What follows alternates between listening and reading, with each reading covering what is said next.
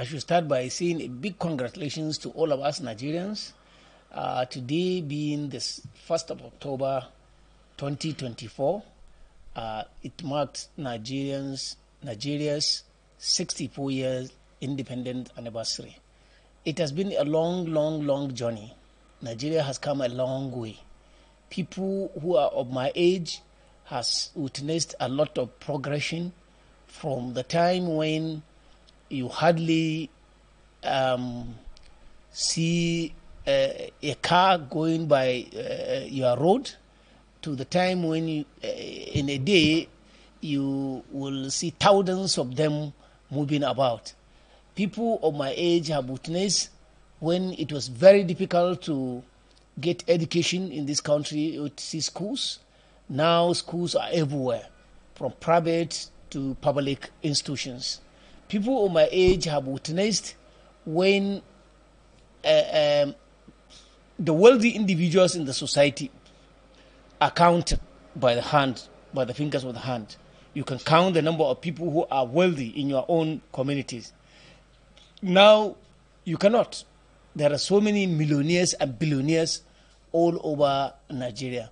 So, actually, there has been tremendous progress from when the country was given independence to now.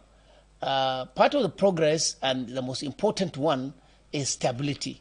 We have been able, over the years, to, like people like us, I do not really witness the civil war. I do not witness the civil war myself, but we have heard about it. We have heard about civil war. We have heard about the number of people who were killed during the civil war, and we knew there was instability during that time. We also heard or witnessed instability when the Niger Delta crisis erupted. We witnessed instability when Boko Haram started. Now we are witnessing another form of instability with the northwest and north central banditry. So instability also actually spread, starting from the south, especially from the southwest, during the 1965, I think, Wild West, to the time when there was a civil war, to the time when the South also erupted with these people who were struggling for resource control and what have you, to this time when we have religious people who are fighting and want to instill something in the country. We also are witnessing a lot of instability because of some of the government policies. Some of the government policies actually are not people-oriented per se. They are not what the people are really looking for. But having listened to the leaders of this country, they have a very good plan for the country to get to the destined land. But unfortunately for them, people will not believe them because this country, the leadership of the country is not trusted by those who are being led. So totally there is mistrust between the leadership and the followership. That's why no matter how good programs are coming, people will say, no, we want this and we don't want what you are trying to say will come later. We want it to come now. So I believe for people like me, because we can really discern what is happening in the country and we can put one and one together, and today's broadcast by His Excellency the President, President Bola Ahmed Tinubu, he rolled out very beautiful economic programs that with time, if they mature, people will definitely see the result of it. But people cannot wait for that maturity to come. People are looking for a succor. People are looking for ways that they will feel they belong to the country. I think that is one main reason. But I'm telling you, what we have, the broadcast that we have today and what we have previously, there are a lot of good economic policies that are being instituted in this country.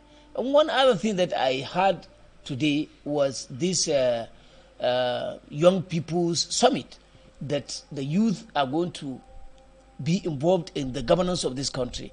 And first of all, there will be a summit, 1 month, 1 full month summit, when all the young people of this country will gather together and say exactly what they want, exactly where they want the country to move to. So what I want to talk about here is that this is a very laudable and good thing, but the youth should not be restricted to only those who can read and write English, or those who are said to have formal education. Because people who with no formal education, they are also people with potentialities. Their potentialities also need to be developed. So let us not concentrate on social media influencers, because they are always on social media and always saying the government is doing good or is doing bad. So you concentrate on them and gather them in one place, and they will only talk about what concerns them, not necessarily what concerns the young people of Nigeria. So I will rather advise that for this to happen, there should be a summit for each state. Each state should have youth summit. From the youth summit of the state, then the state can now say, these are our representatives to go at this national youth summit. So that when these summits take place, in Katsina, for example, where we are, they will talk in Hausa. It's an open summit talking in Hausa. Every single individual in Katsina, even if you are not an indigenous of Katsina, but you are residing in Katsina, you know Hausa. So we can talk Hausa and talk it openly, and everybody should be there. Every young person who has ideas, those in agriculture, those in commerce, those in technology, those in whatever area in Katsina, there should be a 7 days youth summit as well. Each state should also conduct this 7 days youth summit. At the end of the day, you take the number of people who will amalgamate all the ideas of these young people from that state and go to the national summit and say, these are our stands from Katsina State. If we do it that way, it means 99% or 90% of the young people of Nigeria will be represented at the summit. But sir, in Nigeria we have good ideas, but the issue of implementation, where problem is, how do you change? It's really difficult to talk about this thing, because the problem we have in Nigeria is that everybody wants to be rich. Every single person. You see, the leaders of this country, to me, the leaders of this country are not actually people who are looking to serve others. They are always looking for leadership to serve themselves. Now, the political leadership especially have a lot of things to do and a lot of things to learn. There must be empathy. You can't be a leader without empathy. You are without thinking about what people exactly needed and want. It's unfortunate. I will say majority of the problem comes with the followers. The masses are the greatest people with the problem. I will say why I'm saying this is because the masses now will want, if there's an election tomorrow, they won't have money before they could elect leaders. Any person who will bring money to you is not going to be a good leader. See, by the time you are talking about bring money before election, it means the person will first recoup his own money. Even after recouping his money, he will begin to think of how to get profit on that recouped investment. After getting the profit on that recouped investment, then he will begin to think of how to save, so that the next election he will also give you money without necessarily touching on his own resources. So that is the problem. And the problem is people, someone will say people have been made to go for money. It's not true. It's not true. The issue is that people just want it in an easy way. And that's why they want money before they do election.